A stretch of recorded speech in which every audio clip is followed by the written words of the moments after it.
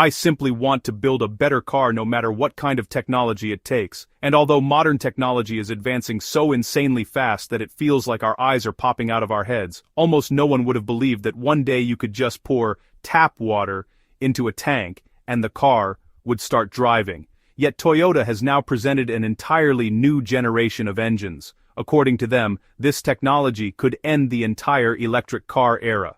And suddenly, the idea of a car powered by water doesn't sound crazy at all.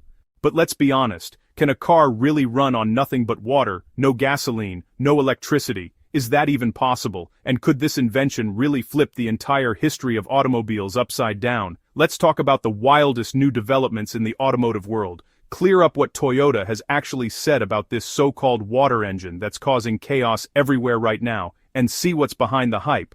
Let's get started.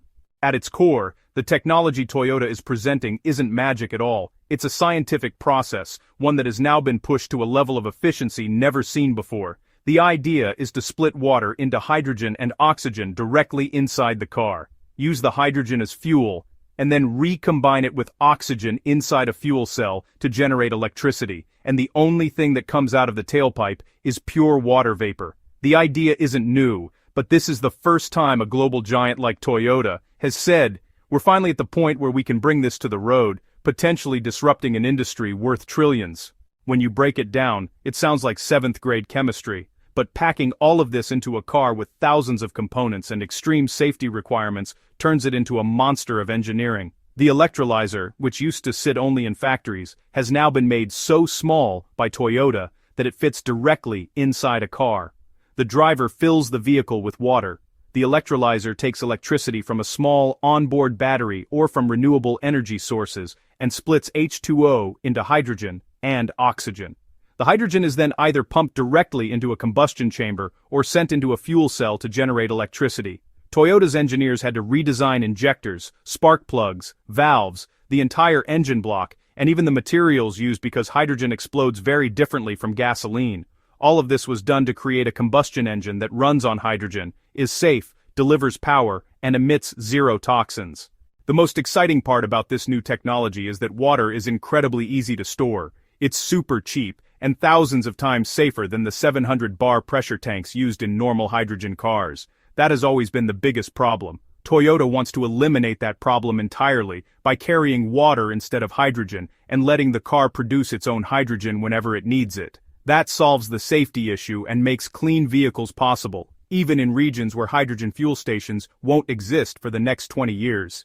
What makes this story even crazier is that water cars have appeared in the past dozens of times, and every single time the idea either went bankrupt or turned out to be a false claim. Janix in Japan in 2008 turned out to rely on metal hydrides instead of pure water as advertised. Stanley Meyer convinced half of America that he could power a car with water until a court ruled in 1996 that it was fraud. Then there were Aquagen, Genesis World Energy, and various self-proclaimed inventors in Sri Lanka or Indonesia. One after another was exposed because they violated the most basic law of physics. Water is already in its lowest energy state. You always have to put more energy in than you get out when burning hydrogen again. No serious automaker ever touched the idea until now. Toyota arrives, and suddenly, everyone has to look again. The key difference is simple. Toyota never claims to get energy from water. They only claim to make the production and use of hydrogen safer, more compact, and more flexible. The energy still comes from electricity for the electrolyzer, and electricity produced, again, in the fuel cell. Water is just the safe, simple, universally available storage medium in between. With their new electrolyzer and improved hydrogen combustion engines, Toyota wants to pull hydrogen out of its niche and push it toward becoming a true mass-market solution. Behind this entire project is a massive plan. Toyota no longer wants to be just a traditional car manufacturer. They want to become a full mobility company, not just selling cars, but building an entire clean energy ecosystem that supports global transportation. Tako Ko, head of Toyota's BEV division, and Mitsumasa Yamagata, the chief of the new hydrogen factory that has been running since July 2024, both say clearly, Toyota is now betting everything on hydrogen, becoming the major topic of the 21st century. And this isn't just talk, there are more than 5,000 patents behind it. Since 2014, production cars like the Mirai have already been driving on the road. Toyota even produces hydrogen from chicken manure, food waste, rice husks, and other biomass. Compared to lithium batteries, Toyota's hydrogen approach has several massive advantages. The fuel water is practically limitless. Refueling takes just 3 to 5 minutes. Hydrogen has a higher energy density than batteries. It doesn't require mining rare metals, and, most importantly, it works extremely well in freezing temperatures where EVs can lose 30 to 40% of their performance. That's why Toyota believes that while China and the US are fully committed to lithium batteries, there is still a third path to zero-emission mobility. While the world is obsessed with EVs, Toyota has quietly prepared an entirely different long-term game, one they believe is far more sustainable. If EVs are the quick solution to reducing emissions right now, hydrogen opens the door to a transportation system that relies far less on mining, avoids the major downsides of lithium-ion batteries, and doesn't require global power grids to be massively expanded.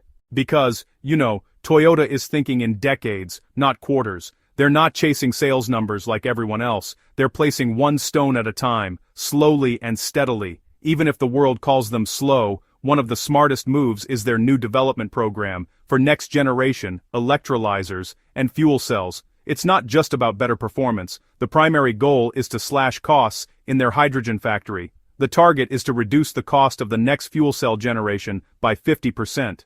If they achieve that, hydrogen will no longer be a luxury technology used only in pilot projects, but will become mainstream for cars, trucks, buses, and even home power generators. This is huge because the hydrogen market is expected to explode from 2030 onward in Europe, North America, and China.